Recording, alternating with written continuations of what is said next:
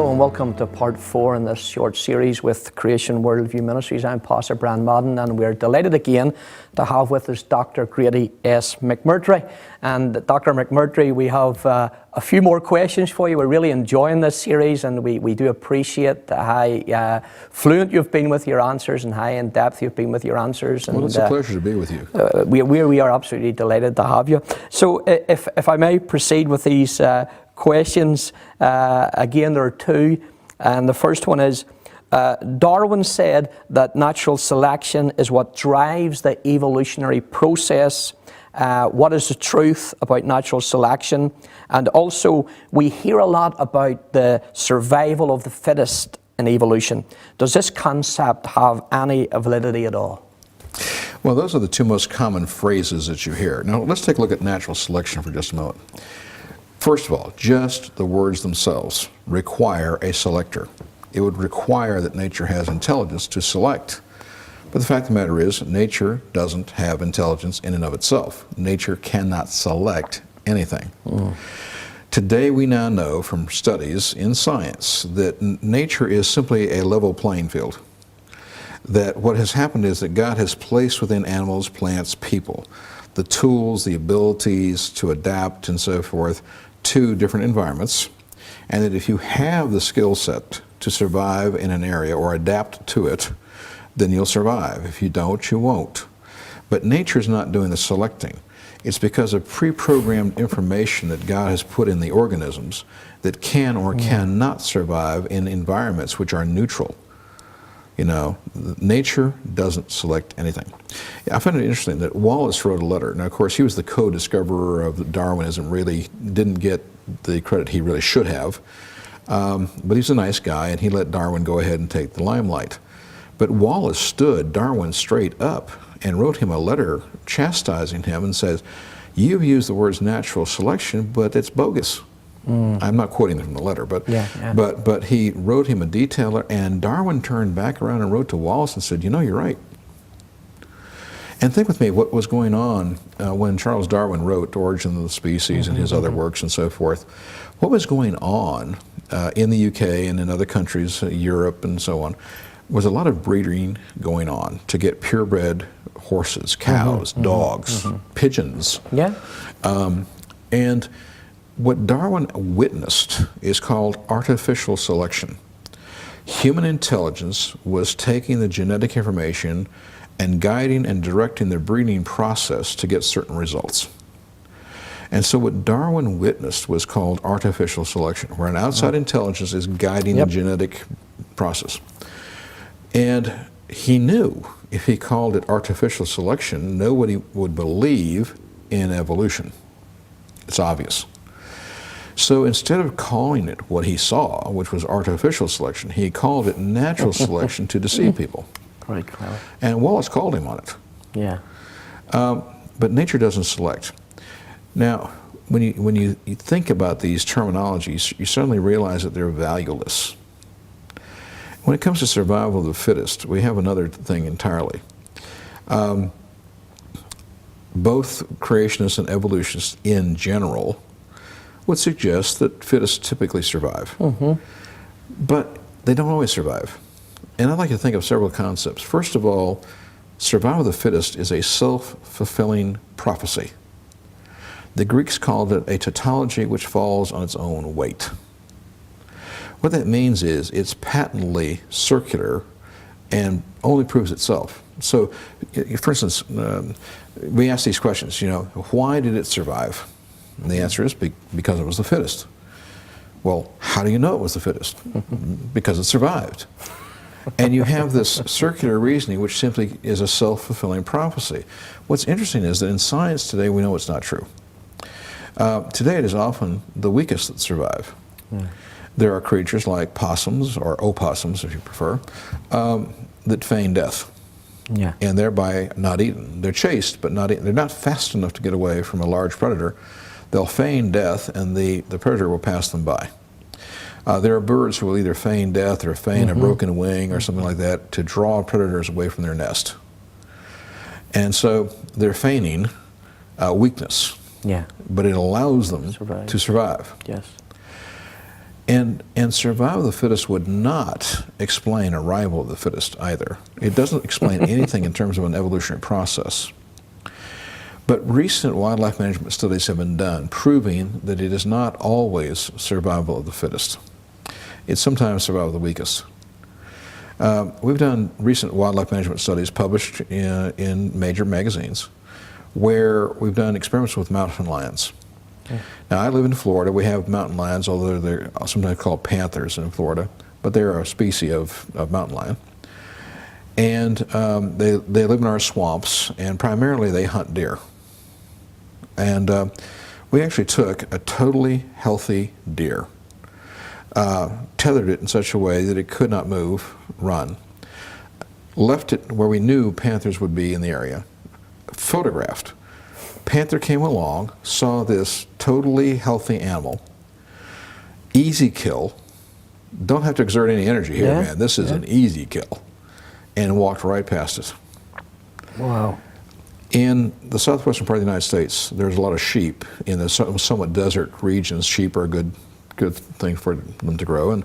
And so these sheep farmers, the mountain lions are a big problem because the mountain lions come out of the hills, kill the sheep, it's an easy kill. Don't have to go hunting. And so they wanted to do something about the mountain lions, and they are allowed to kill the lions that have become a problem. They don't go out and hunt them in the mountains, but if they're a problem, they are allowed to do it. So what they wanted to do was this. They wanted to put poison collars around sheep, especially the young ones, the lambs. And then if a mountain lion did take it, it would get poisoned and die. And that would eliminate the problem. So the farmers said, okay, well, that's fine. We'll do that. But we don't want to put the poison collars around the big, larger lambs. So what we're going to do is we'll put it around the runts and the ones that aren't so good because they're weak, and the lions will go after them first, and it'll poison them, and we won't lose much because these are runt sheep. Anyway, and what happened was the lions went for the big, healthy lambs and bypassed the ones with the poisonous collars. So being a runt allowed them to survive. Of course. But what we have discovered through this process of research is that God has put an instinctive mechanism inside predators that says if I cannot, catch it and kill it, if I can't chase and kill, then avoid it as an instinctive thing to protect the life of the predator. Because we used to think, and probably to some extent still true, but we used to think that when a lion looked at a herd of antelope in Africa, it took the young and the old because the young and the old weren't fast enough to stay up with the herd. And that's just life. And that they also took the infirm and the genetically defective because actually the concepts of natural selection, survival of the fittest, actually came from a creation-believing scientist in 1835, William Blythe. And he said it was the mechanism that God had put in nature in order to preserve and maintain the purity of the created kind, a biblical concept. And certainly there's a logic to it, and to some degree it's correct. But this modern research has allowed us to see that yes, they take the young and the old, and that's just life. And sometimes they may take the sick and the infirm or genetically defective too. But that in general they will avoid them. Because God's instinctive thing that's been placed inside them tells them that if they cannot chase it and kill it, it's not healthy. That it would be bad for them to eat it. They might get sick. And so it isn't always survival of the fittest. It is often survival of the weakest. And let's take it one step further. Let's talk about fish swimming in the ocean, schools of fish swimming in the ocean. And if you think about how various predators hunt, let's say seals or killer whales or whatever, you see that they'll find the school of fish. And the fish see the predator, Optics are not great in the water, but they see them. And they want to get away because they don't want to get eaten. And so what happens is the predators find them and they start to swim in a curve ahead of the fish. Now the fish want to stay away from the predator. So the fish also start to curve as they're trying to get away from the predator, right? Because they're being chased in essence. But what's really happening is the predators are hurting them. because the predators continued to go in a curve and the fish continued to go in a curve. Sometimes I've seen these wonderful underwater photography things where you actually see a tornado-like effect of fish in the water. The whole school is just turning in a tight tornado. And then the predators, taking turns, go turning through the school of fish, through the tornado, going like this. Now, ask yourself a question. Is that the survival of the fittest? Certainly not. Or is that the survival of the luckiest? And the truth in nature, it's survival of the luckiest. You could be the biggest, smartest, fastest fish in the whole school. If you're in the way of those jaws, you're gone. And so we see that survival of the fittest is a meaningless terminology and has been disproven scientifically. That yes, the strong and the smartest sometimes survive longer. They all die. But that sometimes it's the weakest and sometimes it's just the luckiest. Wow. I mean, you know a guy named Bill Gates, right? Yeah, yeah. You know, Microsoft? Yes. Right? Pretty smart guy. Yep. Not a Christian, unfortunately, but a pretty smart guy. And so let's think about this. He's got all the money in the world, right? And well, he's got a lot.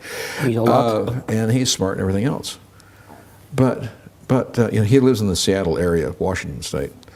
And one day he gets out of his car, he goes into a business someplace, and he's going to go to another one, and he's going to cross the street, and he steps off the curb and gets hit by a bus. Now, is that survival of the fittest? You know? No, he in this particular case, he made a mistake, and it cost him his life. So it isn't always survival of the fittest. No, it's often survival of the weakest. Sometimes it's survival of the luckiest. And again, this concept of natural selection. Even Dr. Mivart, who was a fellow of the Royal Society, a great man, had all kinds of honors, wrote a quote that was included by Darwin in his 6th edition and Dr. Mivart said that natural selection was incipient to determining how things came into existence. And what he was saying was creation is true and evolution is not. It wasn't capable of producing what we see today. And Darwin even included that in his chapter on flaws in my theory that was in the 6th edition. And so scientists, even back in his time, knew that natural selection, survival of the fittest, didn't prove a thing. Wow. It's just words used to deceive people. Incredible. Well, that's fascinating, Dr. McMurtry. And we don't have a lot of time, and we really appreciate how well you've answered the questions. Can I just put one last question if we can? Maybe I'm trying to get as much out of you as I possibly can. Maybe one or even two, who knows? Let's see how we go. But here's a question. Evolutionists claim that mutations cause the changes necessary to achieve microevolution, the change of one kind of creature into another type of creature.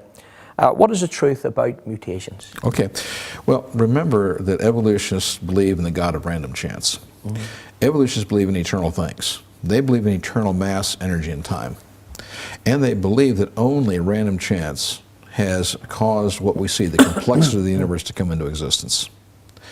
Now, because they do not believe in an outside designer, creator, God of any kind, they say that everything must happen naturally. They're naturalistic in their thinking. They cannot think about the supernatural whatsoever. And so it's naturalistic, mechanistic, totally random. Now, in that view, they then say that things can become simple to the complex by random chance, and that once rocks or minerals become organized in such a way by random chance as to form a living organism, that then what happens is that they'll get bigger, better, faster, smarter over time, correct? Yeah. Now, the mechanism to change hereditary information, which is the genes, the genetics, they say is mutation. That as material becomes a mutation and a mutation and a mutation, that this changes the genetic information from one kind and allows the next kind to evolve into existence. And it all sounds logical, all sounds plausible. That doesn't make it true. And let's define the word mutation scientifically. The word mutation scientifically means copying error. Copying error. Now let's think about that for a second. Now, I have defeated major evolutionists in debates by simply asking a question that's built around this concept. You see, what happens in genetics, and this is so simple, anybody can understand it, a child can understand it. In genetics, what happens? We copy half the information from mama, half the information from papa, and we pass it on into the next generation in a new combination of information. That's baby, okay? Now, when you copy something, you have only two choices. You can either copy it perfectly, and if it's perfect, there's no mutation, there's no change, there's no copying error. We have copied it perfectly. And so it's only a new combination of the previously existing information, but it's no new information. Now, the only other way you can copy something, you can either copy it perfectly or you can copy it imperfectly. Can you copy it more perfectly? No, no. You see, genetics, the laws of genetics are conservative, they're not creative. Genetics never produces new beneficial information at a higher level of complexity or intelligence by random chance. The only way you'll ever get an increase in complexity or intelligence is with the input from a greater intelligence. And so the laws of genetics prove that evolution is not true. Now, what happens? We either copy it perfectly, so in that generation there's no change, or we copy it imperfectly. That's a mutation. That's a copying error. A mutation is a change in the previous information. Now, when you change perfect information, it becomes imperfect. And so what has happened is this. We are in a state of continual decay. If I gave you the numbers, it's incredible. You have 50 to 100 trillion cells in the average human body. Inside each cell, we have 1,000 to 1 million mutations per day per cell. Incredibly. Today, we now know from genetic studies, the human genome and other genetic studies, we now know today that the human genome is losing 1 to 2% of its useful information per generation. The miracle is that we even exist. It would be impossible. And you know, we asked earlier, could people evolve? Well, one of the reasons we know that people did not evolve from apes is simple. Evolutionists say that, you know, apes existed millions of years ago, that they evolved into people recognizable as human beings 500,000, million or so years ago. But think of the number of generations.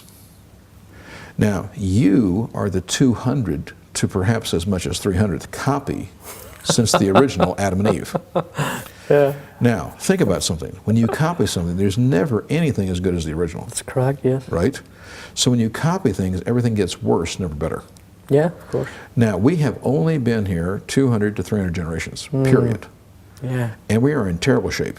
And we cannot live here longer, you know, much longer, because eventually our genetic information will become so corrupted, so far from the original information, that we won't be able to reproduce, at which point we become extinct. And I know that that's not true because I've read the book, and then there are going to be people to meet the Lord when He returns, so it has to be soon.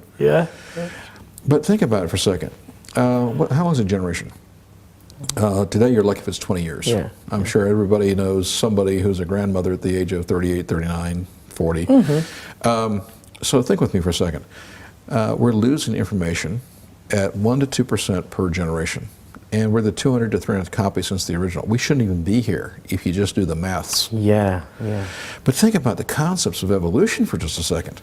Because we're supposed to be recognizable as humans for 500,000 to 1 million years. Now, let's do the math, okay? Or maths, excuse me. In 1 million years, how many generations would there be? Well, at 20 years per generation, you're talking 50,000 generations, or 40 years to a generation, you're talking 25,000 generations. Now, first of all, where's the bodies? Secondly, where are the artifacts? Where's the arrowheads? Where's the jewelry? We don't have it. We only find the bones and the jewelry and the artifacts for at most a few thousand years. And So this idea that we've been evolving for many thousands of generations, hundreds of thousands of generations, is implausible. It is simply, I said earlier, evolution is a religion. Yeah. It is. It's a faith position. They believe in it. But it is based, evolution is irrational, unreasonable, illogical, and unscientific. Yeah. Now, I admit openly, creationists believe by faith as well. But we have tons and tons of evidence that we're right. We have an evidence-based faith. We have more than enough evidence to convict. So let's think about this. Evolutionists believe by faith that is irrational and not based in evidence, and we have a faith that is rational and based in evidence. So which one's the superior faith? But genetics, this concept, mutations are copying errors. I mean, if I walked up to you, and I mean no disrespect to any human being, please understand that, okay? But if I walked up to you and said that you were the result of 1 billion beneficial copying errors, would you believe me? Probably not. Probably not. And so what happens in genetics? We start with a perfect copy, Adam and Eve. Yeah. And it goes downhill from there. There is no such thing as a beneficial mutation. Now, some people will cite certain things. Now, this is how ridiculous evolution is. They will say, well, the mutation, the copying error that causes some people in Africa to have sickle cell anemia is beneficial. Why? Because people with sickle cell anemia don't get malaria. Okay, I'll grant you that one, okay? So having sickle cell anemia prevents you from getting malaria. That's good, right? But you ask any person who has sickle cell anemia that is going through all that pain, and they'll tell you, I'd rather have malaria, thank you. Yeah. So these are stupid arguments to suggest that that's a beneficial mutation. It's a copying error that made the blood cells less functional, and they get trapped in the capillaries and so forth, and the people who have it don't have a very good life. So I don't really think it's beneficial. Yes, it keeps them from getting malaria, but believe me, they'd rather not have it. And so think about this for a second. Things simply get worse over time. There's no such thing as a beneficial mutation. We have actually looked at a catalog of 500,000 known mutations in plants, animals, and people. You can make an argument that 186 have some beneficial aspect to them. Now that means that 99.96% of all mutations are either harmful or lethal, and I can tell you most of them are lethal. So think with me, they want us to believe that we are the result of copying errors, and I have defeated major evolutionists in debate simply by asking them, doctor, where did the original information you're copying come from? And no evolutionist has ever been able to come up with an adequate answer except to say, by faith, I believe that mutations have produced it. That's right, yeah. But it's ridiculous. Yeah. And I said that there's no such thing as a truly beneficial mutation.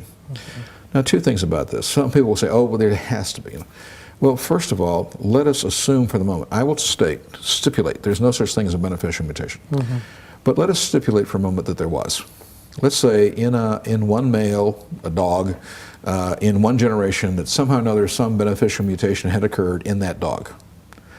Now, first of all, you would have to have an equal and opposite combining mutation in a female and the same generation.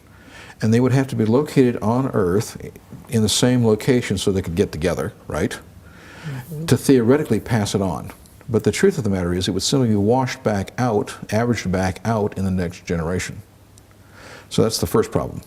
The second problem is what is called a neutral mutation. While it may be neutral in this generation and has no significant effect, it is nonetheless a mutation. It is a copying error where the information hasn't been lost, but it has been nonetheless changed, at least in the order. So they call that a neutral mutation, but they wouldn't call it a beneficial. They would say it's a neutral. However, think about this. There's no such thing then as a beneficial mutation because even neutral mutations will eventually have a mutation that does cause the loss of information. So even neutral mutations lead to negative mutations. So even though it may be neutral now, it will eventually go downhill. So there is really no such thing as a beneficial mutation. And so this whole concept is a house of cards. It falls by simply pulling out one card, the whole thing collapses. So no beneficial mutations, they don't accumulate one on top of the other. Darwin struggled with this very idea. Now I'm only paraphrasing what he wrote. This is just a paraphrase. But he struggled with the evolution of the human eye. Now the human eye is an incredibly marvelous thing. I mean, it's a full color motion picture machine. It can change focus, it can change for all kinds of things. The eyeball moves like this so fast you don't even know it, so that the image is constantly being refreshed. It has f-stop. I mean, you just go on and on. It's a marvelous mechanism. And he struggled with this, and he said, what benefit would there be to a creature who had, and I'm just, again, paraphrasing, he said it would take 1 million additive beneficial mutations to get a functioning human eye from a cell that was sensitive to light. He said, what benefit would there be to a creature that had 531,728 beneficial additive mutations, but still only had a half-functioning eye that was useless? And what benefit would there be to the creature to keep it and add to that, pass it on into the next generation, until finally we came up with a working human eye? But his conclusion was interesting. He said, but it must have happened because we have eyes. Wow. Now that's a ludicrous faith. That's why I said evolution is a religion. Now the fact of the matter is, these processes like this supposedly 100 million, whatever, beneficial mutations adding up to a human eye. Think about how counterintuitive that is to evolution. Because what benefit would there be to a creature that had a half-working eye when it was just a drag on the system? It was just using up resources, but it wasn't providing anything useful. Well, according to evolution, that can't happen. Because according to evolutionary philosophy, you only evolve those things that you need. And you've heard this ludicrous statement, I heard this on TV just a couple of days ago, you only use 10% of your brain. Now there's two things absolutely and utterly wrong with that. First of all, how would you know? Think with me, scientifically, how would you know? Unless you have a perfect human brain to compare it to, how do you know how much of it you're using? Now I'll admit we don't use 100% because we have a fallen nature. So we have decayed from a perfect brain. But you don't know, you may use 85% of it for all we know. Which you'll never know unless you have a perfect brain to compare it to. And the second thing is, why would you evolve a brain that could do 85% more than you were capable of doing? That's counterintuitive to the evolutionary process, because that would be a drag on the system to evolve a brain bigger than you needed. And so the whole thing is, again, it's a fairy tale for adults. It's a religion believed in by faith. And of course you have high priests like Richard Dawkins and Stephen Hawking's there. Well, look, Dr. McMurtry, really enjoyed our time together, and we want to thank you again for coming to Northern Ireland and visiting with us and sharing from your in-depth knowledge on these subjects. As per usual, we're running out of time. I know, but it's been a pleasure. Something which the evolutionists seem to have plenty of, by the way, but we're running out of time, and there's so many questions we would have liked to ask you. I would just like to say to our viewers, if you go to Dr. McMurtry's website, creationworldview.org, you'll get all this information and so much more, and you will be truly blessed with the information that you will receive there. We're desperate to get the truth out, Dr. Amen. McMurtry. Amen. And thank you very much indeed again. It's been a great pleasure. My pleasure.